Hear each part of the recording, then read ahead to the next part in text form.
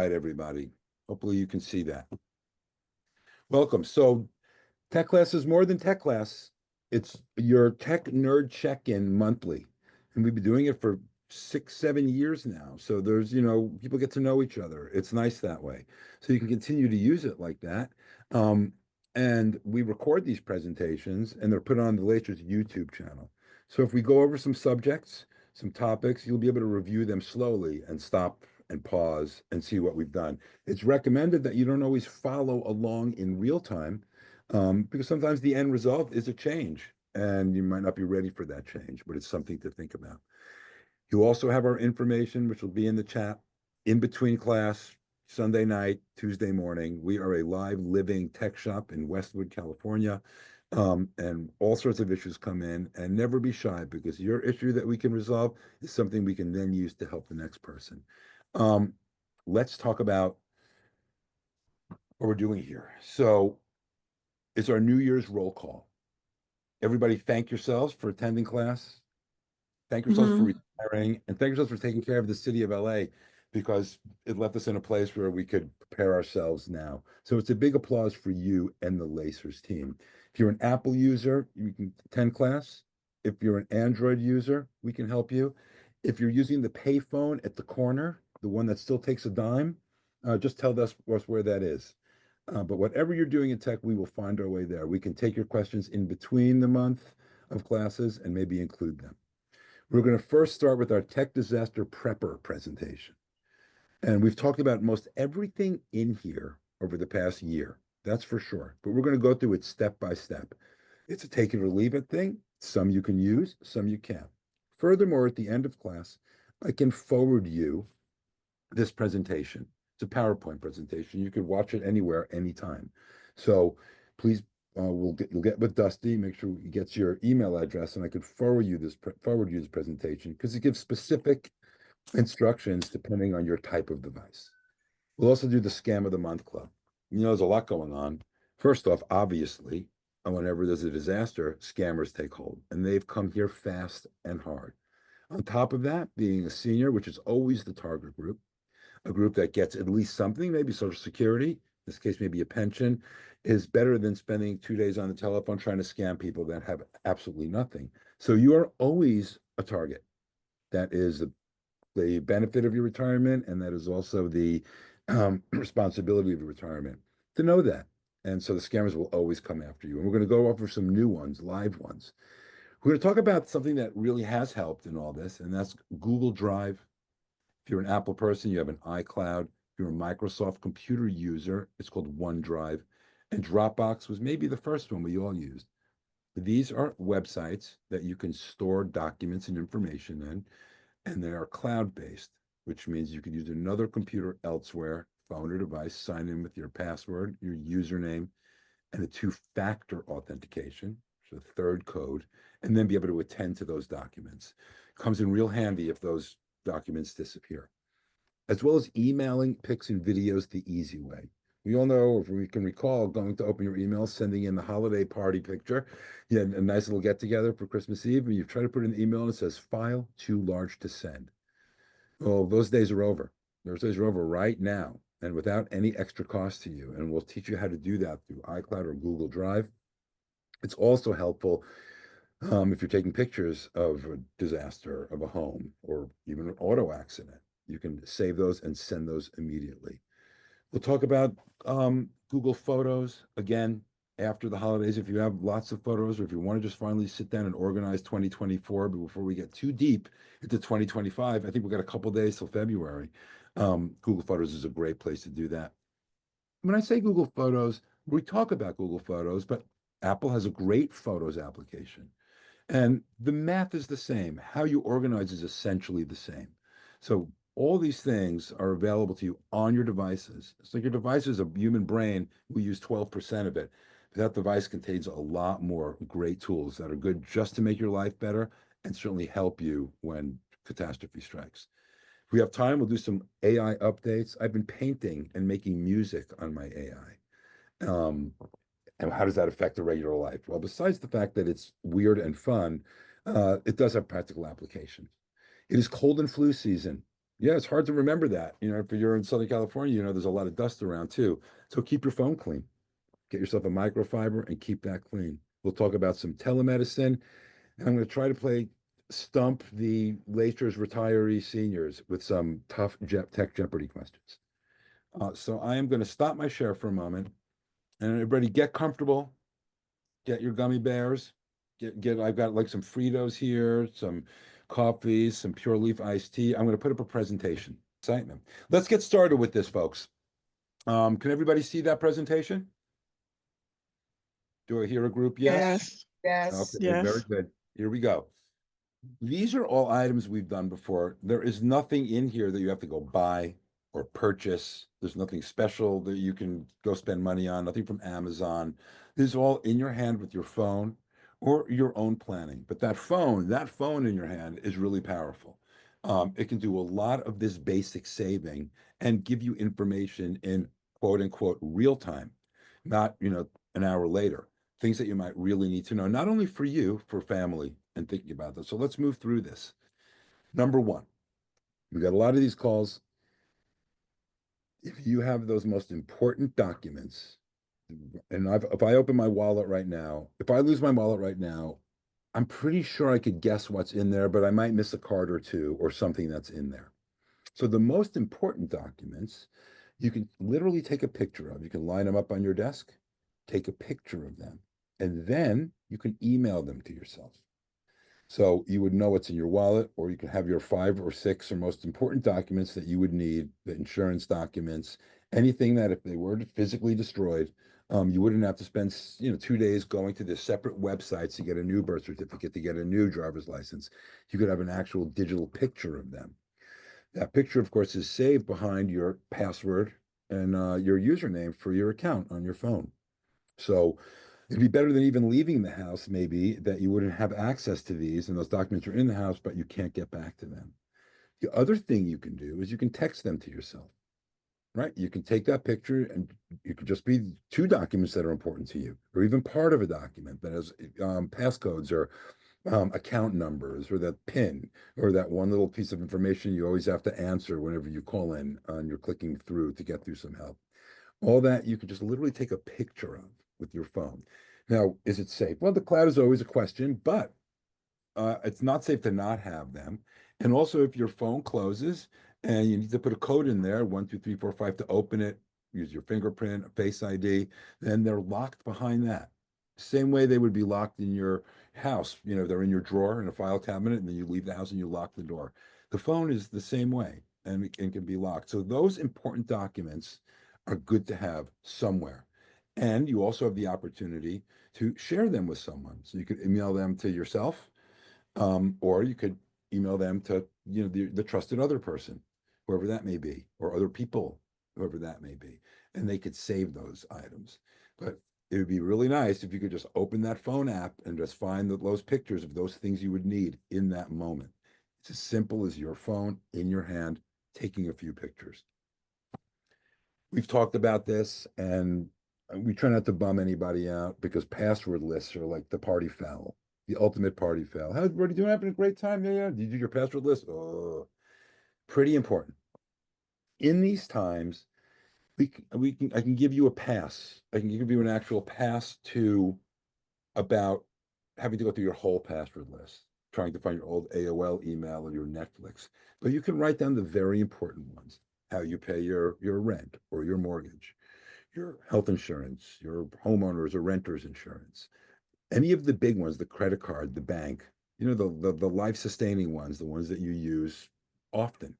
If you went through your history in your browser, it would be those websites you go to the most.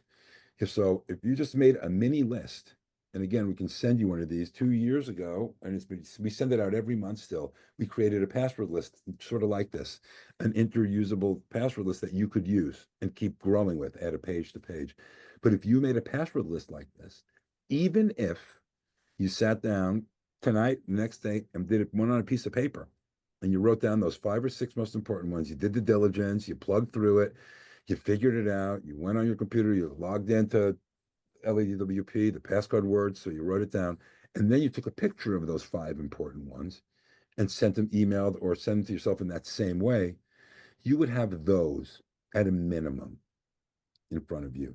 So this doesn't necessarily have to be the big long master list with every little thing, but this could be the really important ones, the ones that you just don't want to have to spend an hour and a half trying to get a recovery code for when you need them most, and or someone you're looking after needs them most.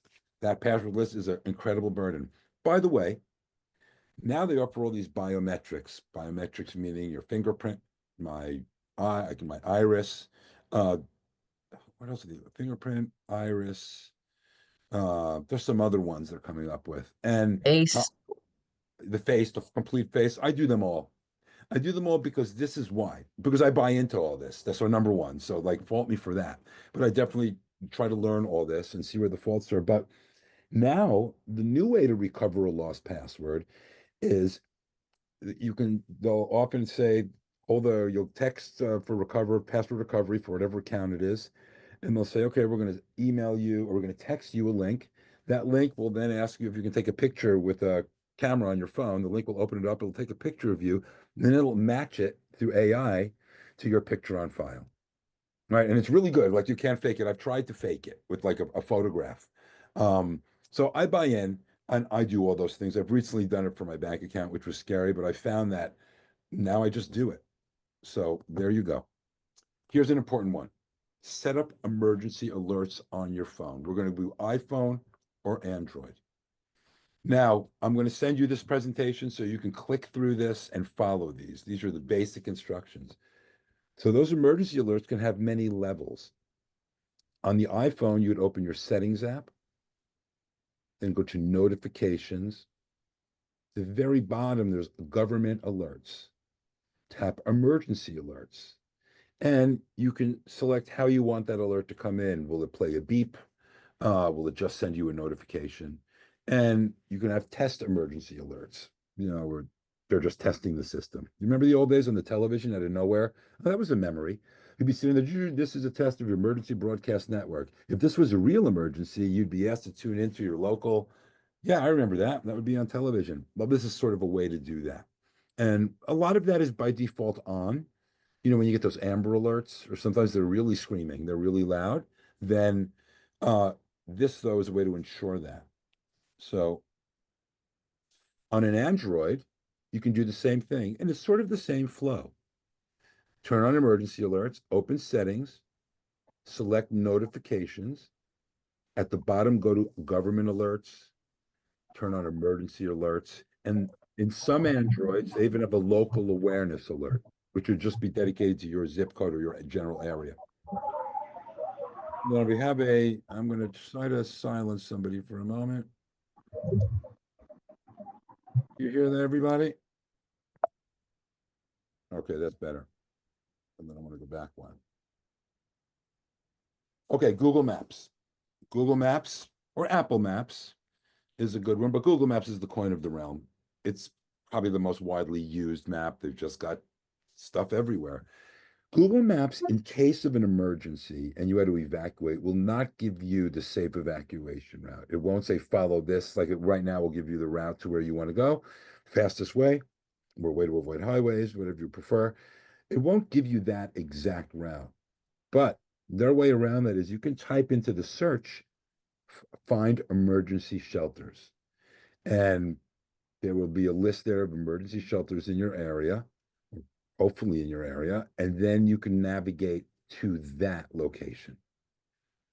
So Google itself doesn't have a tap that route. The fire department is in real time telling people go down this road or that canyon, but it does have an emergency shelter app.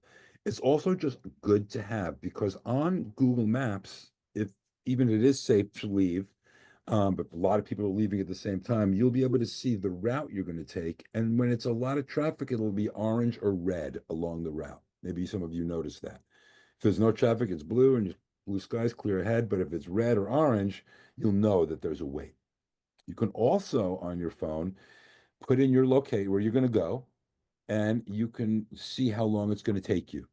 You can see how it's going to take you at 1 o'clock, 2 o'clock, 4 o'clock, 5 o'clock. I can give directions from my place to go to visit to drive to Vegas to visit Linda Wilson, and I could do it at rush hour, and it'll be an extra 3 hours. Or I could type it in. I'll say, what if I leave at 9 o'clock at night? It'll be shorter. It'll show that there's less time. So you can use that to sort of understand the area, or even better, maybe help somebody you know and understand their area and the ways to get out of their locations. Oh, Apple Wallet or Google Wallet. Now, I've been threatening to use this, and I have added some cards, um, and I have not yet used it at Ralph's, but I'm going to because I don't want to lose things in my wallet. So, what is Apple Wallet or Google Wallet? Our early uses were your vaccine card. Remember the paper card, the first ones we got. You could eventually get those in your wallet, an app on your phone that comes with your phone. It's pre-installed. None of this costs money. And in that wallet, you could add different things. You could add your driver's license or a credit card or a debit card, a passport.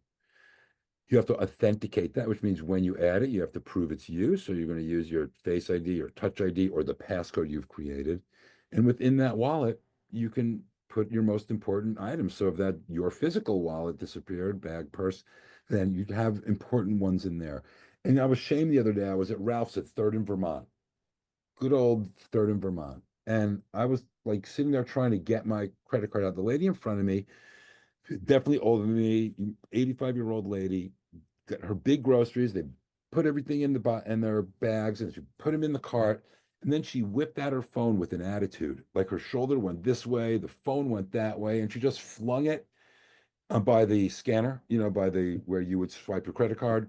And then she had a big smile and she was vocal. She said, "Look at that." And she opened up her phone, and in an instant, the receipt for that purchase showed up on her phone. So, like, you're waiting for the paper receipt. Maybe you're like me, you park yourself sort of near where you're going to leave. You don't leave yet. And I try to generally go through it to make sure everything is on there. She was able to do that on her phone. Like, she had the receipt already on her phone. So, I'm motivated to do that. Um, in the Google Wallet, which is the same thing on your Android phone, you can type in the word wallet, you'll find it. You'll tap the wallet in the lower right corner of your screen, select the ID card you want to use, credit card, debit card, and follow the verification steps. It's very similar. I was reading an article about checks, so people don't use checks anymore. So the personal checks has gone down to like 7% of the population. Business still uses checks. Um, but now credit cards are going to go the physical credit card is going to go the same way. And believe me, I feel it. Everything's in that phone. I get it, but it can be a lifesaver and it's out there. Big one. Maybe you've heard of it. I'm sure you have for many people. And you can get this more. You can download this in your phone just to check out what's happening here. Or if there was, heaven forbid, something going on and you wanted to know about it, it's called Watch Duty. It's available in the App Store. If you're an Apple user, a proud Apple user, you're going to open the App Store app and type in Watch Duty and look at those colors. Look at that in front of you. And if you're on an Android, you can go to Google, the Play Store. Or you can just open a web browser, Watch Duty. Now, Watch Duty is pretty powerful. As you can see in that little image over here to the right, it really does show you in really good time where things are. It doesn't give you advice, doesn't tell you what to do, but sort of gives you an idea and does, again, works with colors so they can show if it's spreading or things moving. Watch Duty. I downloaded it. I was pretty impressed. Another one. This one came from Alejandra. Many of these came from Alejandra, but Alejandra Lachers gave this one, and it's really important. If you set up in advance, find my device or find my phone, and we've talked about this, that means, let's say, and I did have this happen, I had to go on a business trip to New York in December, cold, freezing December. I got it was an overnight flight, so I got into like Newark at like 5 in the morning, and then I got in my Uber, got to my job and checked my pockets. I did the whole thing, checked my shirt, I tapped everything 40 times. And when I left the Uber, I got into my space, I left the phone in the car. Oh my goodness. I was like the worst thing you could do. It's now 5:45 in the morning, and my phone was gone. Fortunately, I was able to use Find My Device on my Android, locate my phone. It rang. The Uber driver answered it. He brought it back, and I gave him a nice tip.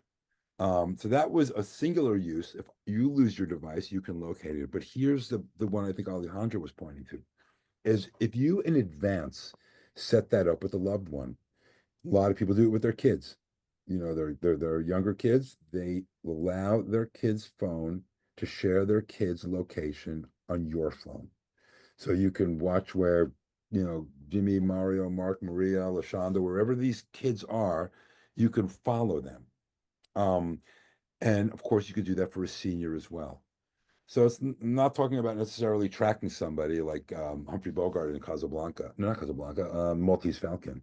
Not talking about that kind of tracking, but if you do know somebody is going on that to that emergency shelter or to somebody else's house somewhere, you can physically see them when they arrive or on their journey, and that their phone is now with them safely at that location. That would need permission from the other person's phone, but I've done it for a few people. People don't really mind. This is for close family and friends. You can also remove that. So you have the ability to stop sharing. So if that person doesn't want to share anymore, they can simply stop sharing with you. It's not a complicated procedure.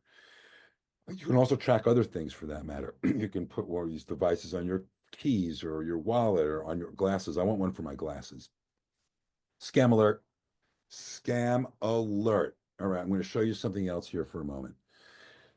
They're big, they're fast, and they're hard now because when they flood the zone, when they just overload the scams, it becomes even harder to know what the truth is. You're busy trying to figure out the question posed to you in the previous email that this is happening or that's happening, you're overdraft on this, that you deserve relief from this, that you're going to get a free air sanitizer for your unit from the LA County, this or that. Like all these things are coming your way.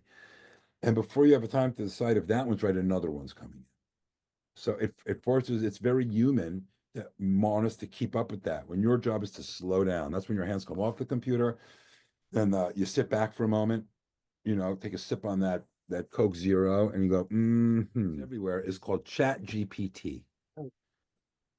And it's everywhere. I mean, it's the new Google. So we've done things here like write a poem about seniors in tech class, but let's make a picture. Make a picture of two turtles drinking Mai Tais while skiing in polka dot bathing suits and crying and apologizing for being so happy. All right. I just sort of wrote that in and let's see what it comes up. It's painting a picture now from my words.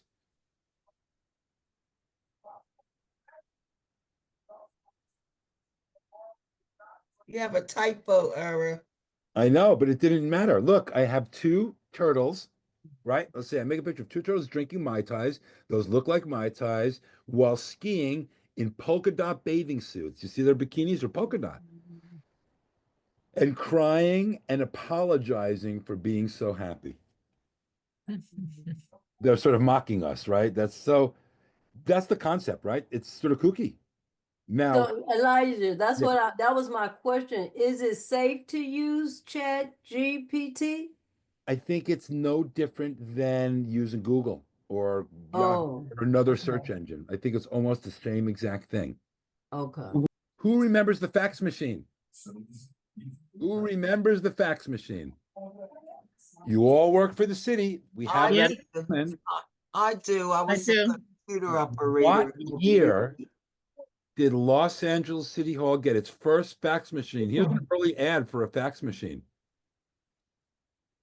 Look at that. There's an early fax machine. That's it. What year did Los Angeles City Hall, did Los Angeles government get its first fax machine? The answer's online. So put your answers in the chat and I will start our countdown. Do, do, do, do, do, do, do, do, do, do, do, do.